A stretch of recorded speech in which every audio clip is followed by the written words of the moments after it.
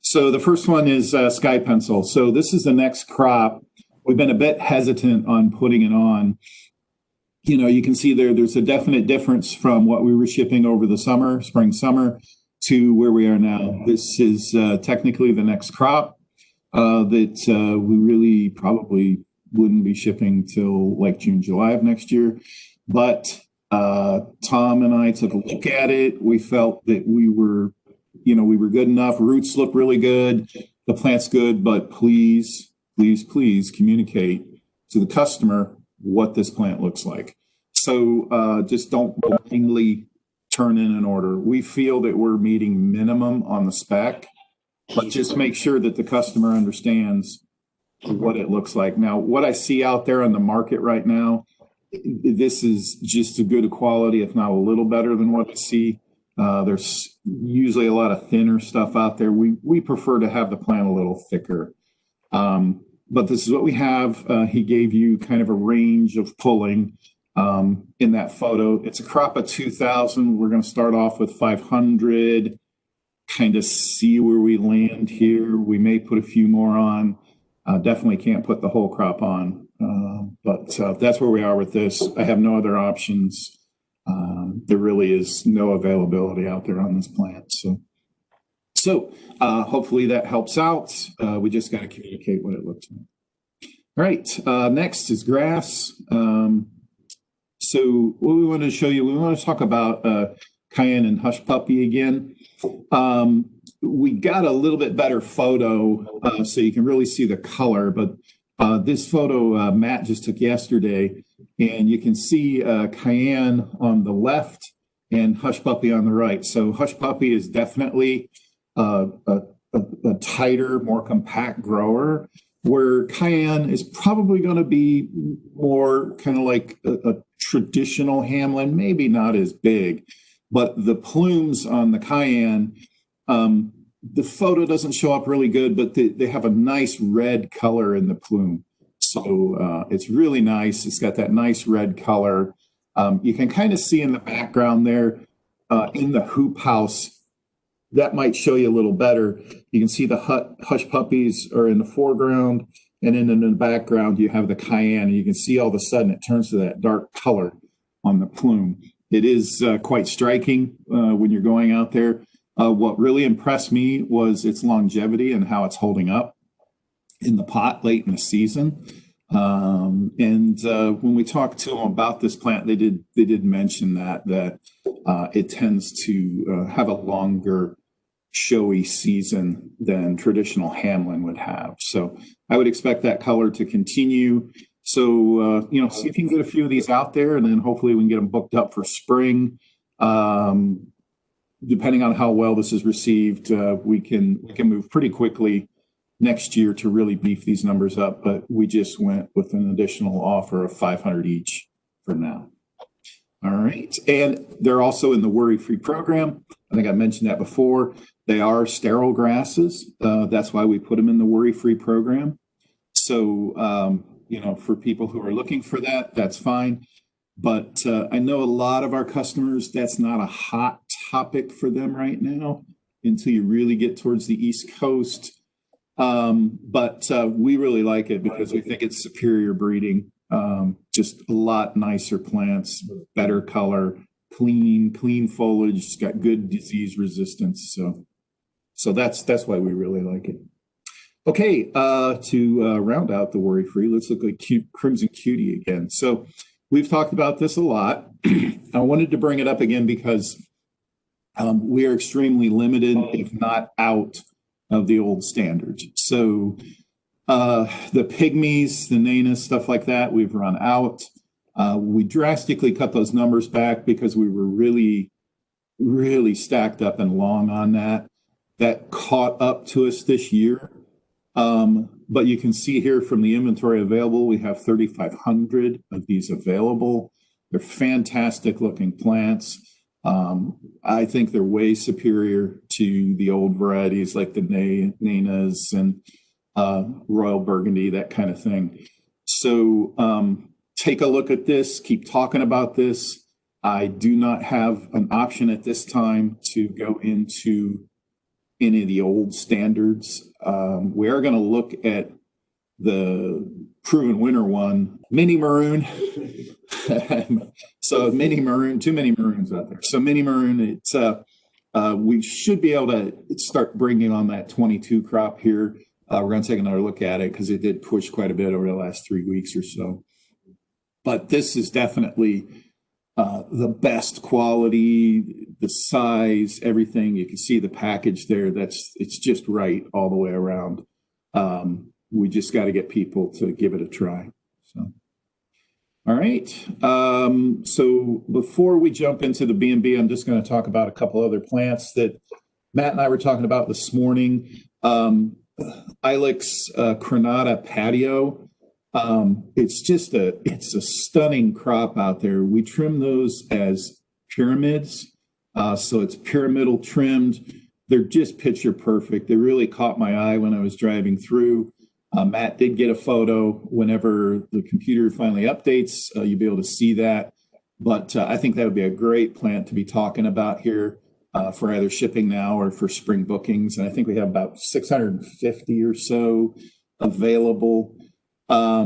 So make sure you take a look at that. We were also talking about the Pronana crop on the junipers, really finished, really nice. They're nice, solid, 15 to almost tipping 18 inch. Just a real nice looking crop. And it seems like junipers might be getting a little tight on the market, so where last year was a little tougher sell. This year, make sure you keep talking about our junipers. We still have sea greens on special. We'd like to continue to move those. I see them moving quite well. That's great. And most of the other junipers, we still have a selection. I know Blue Rug's getting a little short. We are bringing a few in to help supplement that. But even for me to find to turn, there wasn't a lot of quantity out there. So, so keep reaching out on the junipers, things like that. And Herbert, we wanted to talk about Herbert, 19 centimeter. Karens, we're just not going to have a Karen in a 19 centimeter pot for spring. I'm reaching out and trying some other avenues. I may get lucky. But right now, I can't come up with any more Karens. We do have a good supply of Herberts for a 19 centimeter. So just know that the flowers are extremely similar. Herbert can be a little bit more of a spreader, than Karen would be, but not too terribly different. Herbert has when the branches come out, the branches kind of hook up a little bit. It also has a longer leaf that's a little more narrow and pointy. That's all stuff that's splitting hairs. Very similar in its hardiness and its toughness. So, we just need to start having that conversation because those Karens aren't going to be there in that 19 centimeter. We still have threes. We'll see where we land. It's just amazing to me that we continue to ship azaleas this late into the season. It doesn't look like that trend's going to stop. So, spilled wine, Matt wanted to bring it up. They look excellent still. They continue to have really, really good color on the leaves.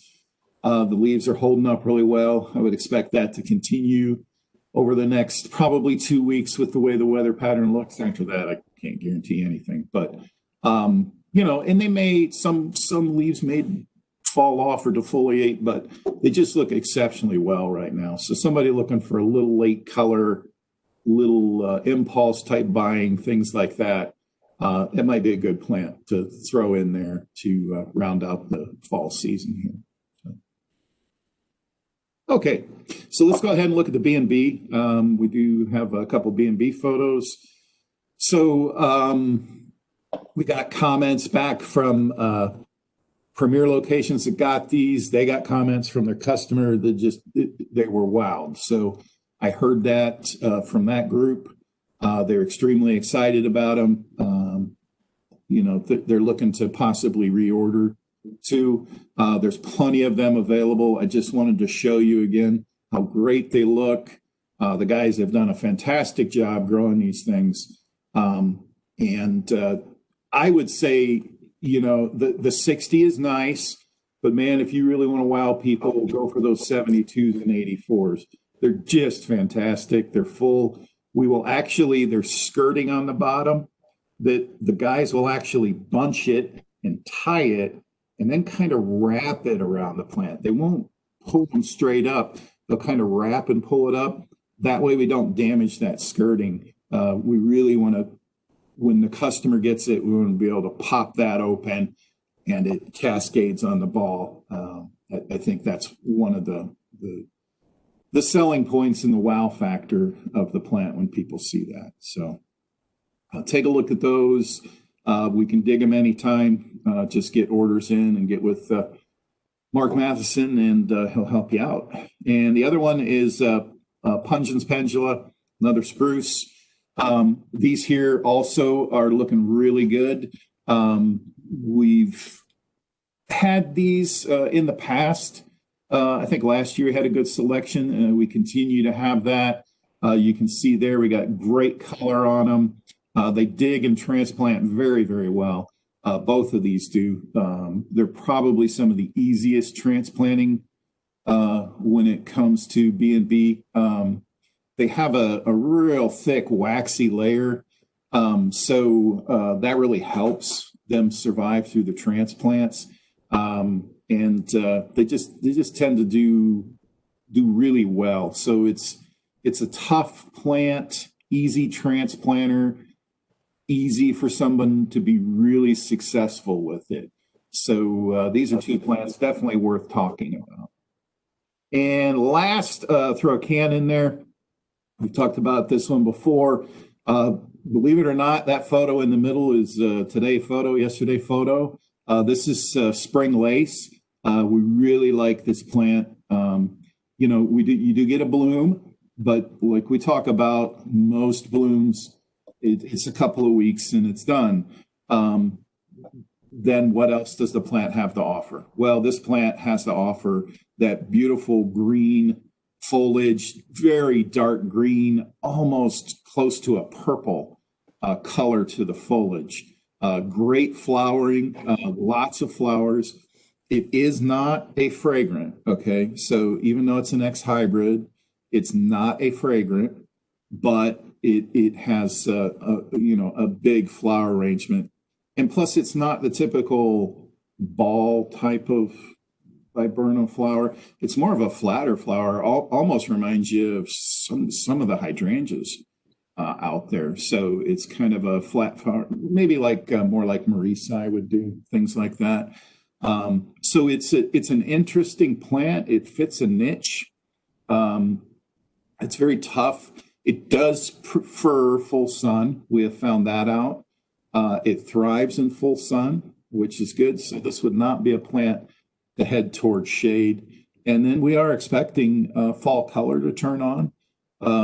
It will get reddish leaves for fall color. So that's kind of cool too. But another plant that holds up very, very well. This is something that we can continue to talk about these next couple of weeks for people bringing plants in. I think they would love it.